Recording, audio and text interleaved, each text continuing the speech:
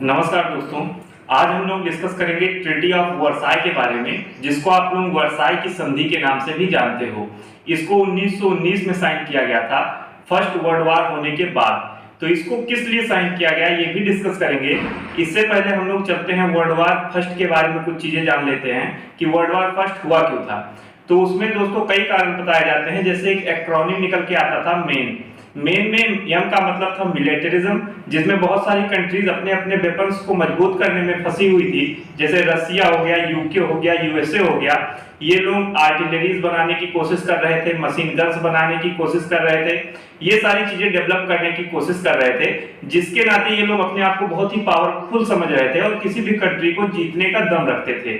वहीं ए का मतलब अलायंसेस था, जहां एक कंट्री दूसरे कंट्री के पीठ पीछे सीक्रेट अलायंसेस साइन करती थी, जिसमें अगर इस कंट्री को कोई नुकसान पहुंचाता है तो दूसरी कंट्री भी उसके साथ मिलके उस कंट्री के साथ वार करेगी।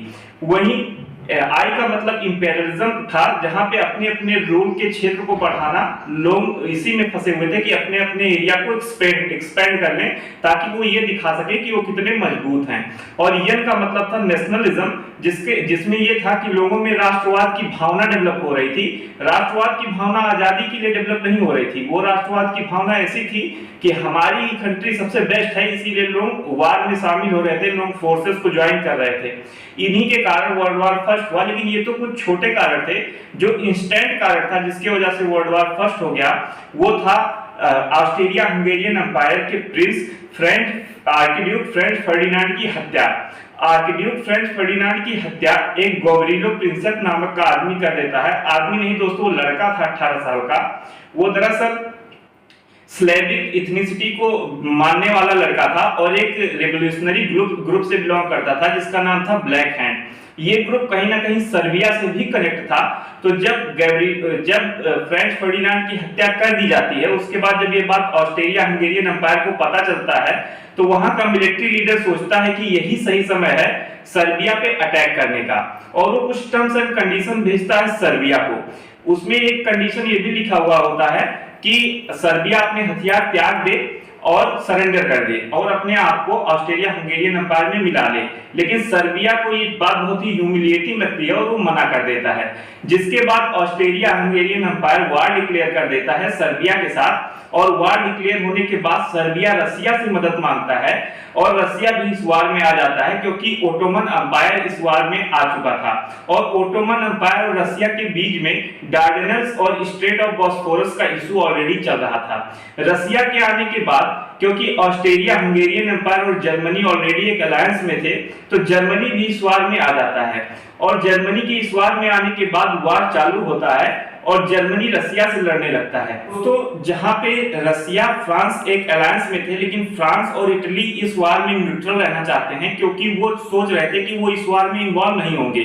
लेकिन जर्मनी क्या सोचता है कि हम रसिया से एक फ्रंट पे तो लड़ाई कर ही रहे हैं, लेकिन बीच में ही अगर फ्रांस दूसरे फ्रंट से आ गया तो हमको बहुत सारे नुकसान झेलने पड़ेंगे। इसीलिए रसिया पहले ही वार डिक्लेयर कर देता है फ्रांस के खिलाफ। इसीलिए इसको एग्रेसर भी बताया गया है, ये अभी हम लोग आगे डिस्कस करेंगे।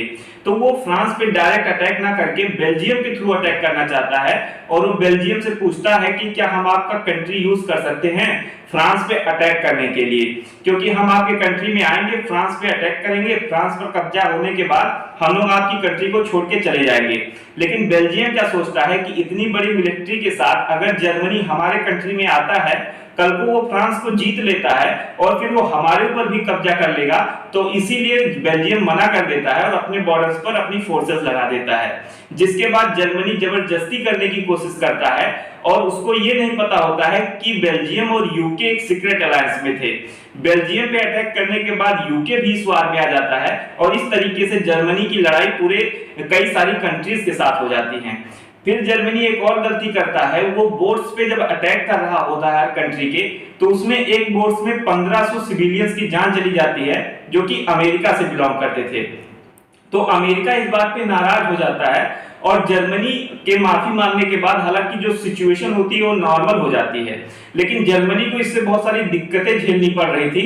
जर्मनी को हर एक बोट चेक करना पड़ रहा था कि हाँ इसमें कोई अमेरिकन तो नहीं है। इसीलिए जो विरोधी थे वो इसका फायदा उठा रहे थे और बोट में शामिल होकर जर्मनी पे अटैक कर रहे थे। तो जर्मनी इस बात से फ्रस्ट्रेट हो जाता है और हर एक बोट पे अटैक करना चालू कर देता है। और ये बात इंश्योर करने के लिए कि अमेरिका इस वार में ना आए, जर्मनी मैक्सिको को भड़काता है कि आप जो अमेरिकन मैक्सिकन वार में अपनी टेरिटरीज अमेरिका को दे दिए थे उसको अब लेने की बारी है, आप अमेरिका के खिलाफ वार करो, हम आपको मिलिट्री भी प्रोवाइड कराएंगे और पैसा भी प्रोवाइड कराएंगे। ये कोड मैसेज भेजता है जर्मनी मैक्सिको के पास, लेकिन इसको यूके बीच में ही डिकोड कर देता है। जो बात अमेरिका को जब पता चल जाती है तो अमेरिका सीधे वार डिक्लेयर कर देता है और इस तरीके से जो एलाइड पावर्स थी वर्ल्ड वार फर्स्ट में वो मजबूत हो जाती हैं और जो सेंट्रल पावर्स थी उनको हार का सामना करना पड़ता है। अब हारने के बाद जर्मनी को एग्रेसर बताने की बात की जाती है इस ट्रीटी में। तो इस ट्रीटी को पेरिस पीस कॉन्फ्रेंस में साइन कराया जाता है पैलेस ऑफ वर्सलीज में, इसीलिए इसका नाम ट्रीटी ऑफ वर्सलीज रखा गया। और जो वर्ल्ड वार फर्स्ट था वो 1914 से 1918 तक जब चला तो इसको 1919 में साइन कराया गया। और इसलिए साइन कराया गया कि ताकि जर्मनी आने वाले टाइम में यूरोप के लिए कोई थ्रेट ना बन सके। इसीलिए जर्मनी पे पॉलिटिकल सैंक्शंस तो लगाए ही गए, वहीं इकोनॉमिक कंपनसेशन देने की भी बात की गई कि अब जर्मनी को जो सारा नुकसान हुआ है उसकी भरपाई करने के लिए कुछ पैसे भी देने होंगे। तो इसका मेन एम ये था ट्रीटी का कि जर्मनी पे उसके मिलिट्री पे जो रिस्ट्रिक्शंस लगाए गए ताकि वो अपने मिलिट्री को और बढ़ा के वार ना कर सके और उसके ऊपर कुछ इकोनॉमिक कंपनसेशन डाले जाएं ताकि वो उसकी भरपाई कर सके और उसको एग्रेसर डिक्लेयर कर दिया जाए। तो इसके जो कुछ प्रोविजंस है वो हम लोग डिस्कस करेंगे। तो दोस्तों जब जर्मनी को ये ट्रीटी साइन कराई जाती है तो इस ट्रीटी के चलते होता क्या है कि फ्रांस को अल्सैक लोरेन वाला रीजन जो कि फ्रांस का ही था और जर्मनी के द्वारा कब्जा कर लिया गया था वर्ल्ड वार फर्स्ट में, उसको वापस कर दिया जाता है। इसके बाद जर्मनी से कहा जाता है कि आप 30 बिलियन यूएस डॉलर्स दोगे जो कुछ भी नुकसान हुआ है इसकी भरपाई करने के लिए। तो ऐसा तो था नहीं कि जर्मनी वार में और सब कंट्रीज वार में बिजी थी और जर्मनी ट्रेड करने में बिजी था जिससे उसको प्रॉफिट हो गया और वो 30 बिलियन यूएस डॉलर ऐसे ही दे देगा। तो जर्मनी भी वार में इन्वॉल्व था, इसलिए वो भी ट्रेड वगैरह नहीं कर पा रहा था, जिसके चलते उसको भी भारी नुकसान झेलना पड़ा था और वो टाइम पर ये पैसा नहीं दे पाता है। इसके बाद क्या होता है कि जो रूर रीजन है, जो मिनरल रिच रीजन है दोस्तों जर्मनी का, उसको फ्रांस को दे दिया जाता है क्योंकि कंपनसेशन वो टाइम पे नहीं दे पाता है इसलिए।